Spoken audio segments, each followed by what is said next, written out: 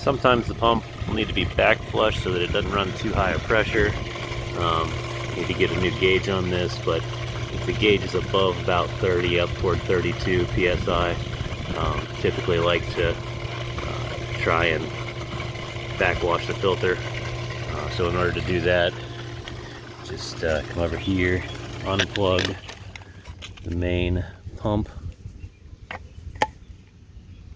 then this dial gets pushed down and rotated around to backwash, which is down here.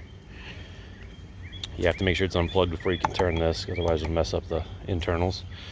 Then you plug this guy back in. Water should shoot out of here for a minute.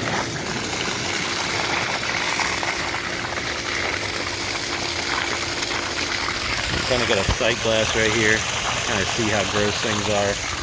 The water's super green, kind of let it run. Usually do this for about 30 seconds or until this sight glass really clears up. It's pretty hazy, not too bad right now, but when that sight glass will start to clear up a little bit.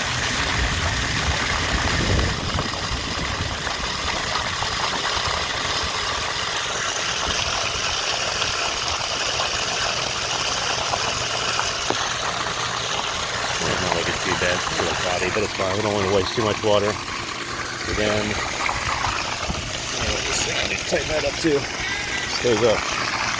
So then we'll unplug this again. Unplug the pump.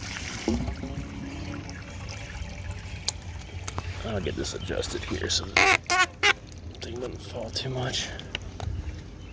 Tighten that back up. But anyway, once you do that, move it over to rinse next, which is right here, and this just makes sure that all the stuff that's fluffed up in there gets back out the tube before you start putting it back into the pool. So you plug it back in again just for a second or two.